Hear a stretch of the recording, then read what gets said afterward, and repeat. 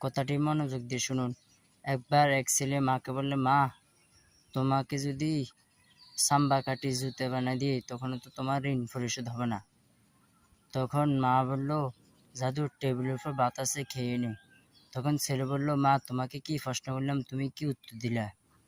তখন মা বলল, যা, তাহলে তুই যদি জানতে চাস ওই টেবিলের থেকে ভাতটা বাইরে আমার কাছে নিয়ে আস। তখন মার কাছে যখন আনলো, মা বলল, তুই আমার মুখে ভাতগুলো খাওয়াই দে, তখন উত্তরটা পাবি। তখন ছেলে বলল, মা, ভাত খাইলে কেমন উত্তর পাবো?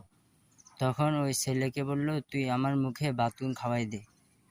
তখন ওই ছেলে মার মুখে এক নেলা ভাত দিল। তখন ওই মা বলল, জাদু, ও গাছের উপর এটা কি? তখন ছেলে বলল, কাউয়া। তো মা মুখে যখন আরেক নেলা ভাত দিল, তখন মা আবারও ছেলেকে বলল, জাদু, এটা কি? ছেলে তখনও বলল, কাউয়া। তো যখন মাকে আবারও ভাত দিল, তো মা বলল, ছেলে, জাদু, এটা কি? ছেলে বলল আবার কাউয়া। তো যখন 4 বেলার সময় আবারও যখন মুখে ভাত দিল, তখন ছেলেকে বলল, জাদু, এটা কি? ছেলে বলল, মা, বারবার বললাম না তোমাকে, এটা কাউয়া কাউয়া। ভাতের প্লেটটা ফালাই দিল।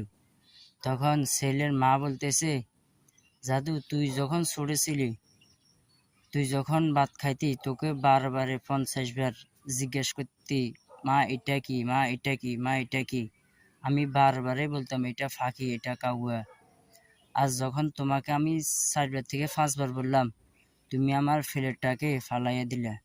তো আমি এই ভিডিওটা এই জন্য বানাইছি, তোমরা যাকে মা বাবাকে কষ্ট দাও, মা বাবাকে জ্বালাও, মা বাবাকে দেখতে পারো না, তাদের জন্য এই ভিডিওটা বানাইলাম। সবাই সাবস্ক্রাইব করবেন, পাশে থাকবেন।